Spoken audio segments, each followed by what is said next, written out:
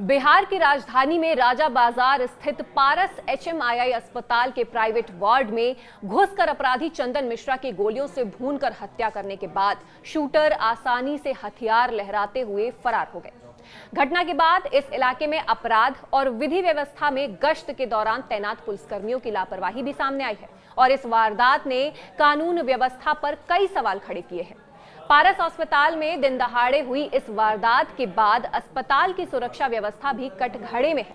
पारस hospital के CCTV footage में एक चौंकाने वाला तथ्य सामने आया है। मुख्य शूटर तौसिफ सहित 5 बदमाश हथियार के साथ दूसरे तल्ले के कॉरिडोर में चहलकदमी करते चंदन के कमरे तक पहुंचता है। इन 5 बदमाशों के पीछे पीली शर्ट में एक शख्स दिखाई दे रहा है जो वहीं से दाईं ओर मुड़कर सीन से गायब हो जाता है। फुटेज में दिख रहा है कि कॉरिडोर में बदमाशों की चहलकदमी से पीली टी शर्ट वाले शख्स को कोई फर्क नहीं पड़ता। ऐसे में इसकी भूमिका संदिग्ध प्रतीत हो रही है। वो सीन से गायब हो जाता है और शूटर आराम से कमरा नंबर 209 की ओर बढ़ते हैं। इसके बाद अपना अपना हथियार निकालकर चंदन के कमरे में दाखिल होते हैं और वारदात को अंजाम देकर आराम से निकलते हैं। सोशल मीडिया पर यह वीडियो तेजी से वायरल हो रहा है। लोग सवाल पूछ रहे हैं कि आखिर ये पीली टी शर्ट वाला शख्स कौन है और वहां क्या कर रहा था।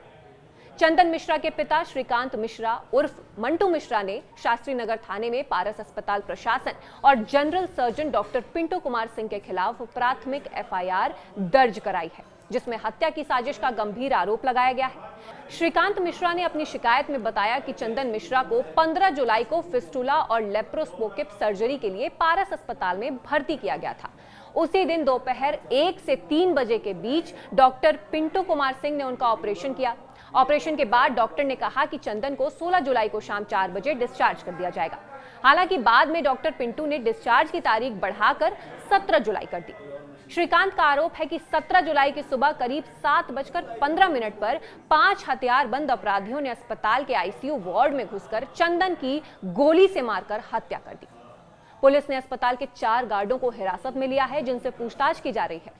पुलिस के मुताबिक अस्पताल के गार्ड के मिली भगत के बिना इस हत्याकांड को अंजाम देना संभव नहीं है।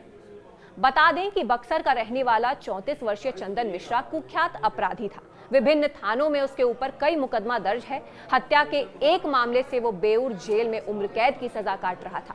15 दिनों के पेरोल पर इलाज के बाहर आया था।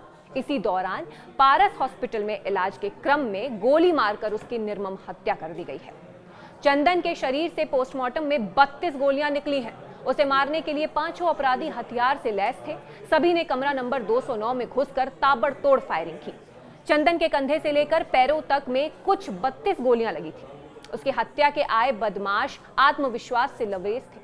कांड को अंजाम देने के बाद 4 बदमाश दौड़ते हुए भागे, लेकिन मुख्य शूटर तौसिफ बादशाह कमरे से सबसे आखिरी में निकला और बेखौफ होकर फिल्मी स्टाइल में गया। इतना ही नहीं, अस्पताल के बाहर बाइक से जाते हुए ये अपराधी जश्न मनाते भी देखे गए थे।